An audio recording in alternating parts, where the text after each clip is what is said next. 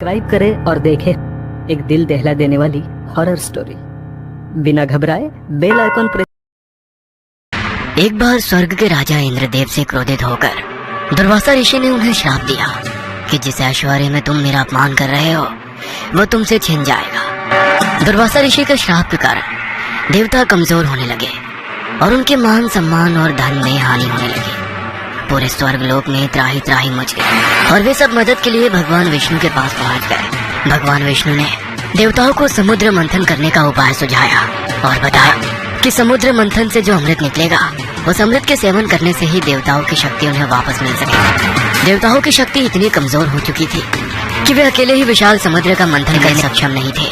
ऐसे में देवताओं ने राक्षस के राजा बलि से मदद मांगी। राजा बलि ने इस शर्त पर मदद करने के लिए सहमति दी कि समुद्र से निकलने वाला अपने आधा हिस्सा राक्षसों को भी दिया जाएगा। समुद्र मंथन शुरू हुआ और मंथन में अमृत से पहले भयानक तेज वाला विष निकला। उस विष का पान करना किसी के भी बस का नहीं था। विष के तेज से ही देवता और असुर मूर्छित होने लगे थे, इसलिए उस विष को पी ही लिए भगवान शंकर प्रकट हुए और उन्होंने विष को अपने कंठ में धारण कर लिया। विष को ग्रहण करते समय विष की एक बूंद राजकली के ऊपर भी गिर गई, जिसके कारण उसका शरीर समाप्त हो गया। इसके बाद मंथन हुआ, जिसके परिणाम स्वरूप समुद्र से अमृत निकला।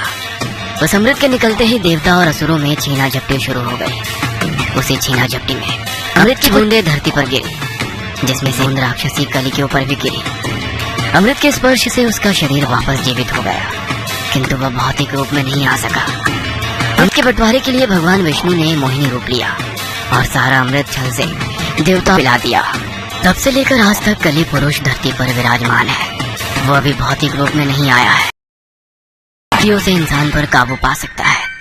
जितना पाप और गलत कार्य धरती पर बढ़ेंगे, कली पुरुष को उतनी ही शक्ति प्राप्त होगी। जब पाप अपने चरम तो समय कली भौतिक रूप में आ जाएगा और इंसानों पर राज करेगा।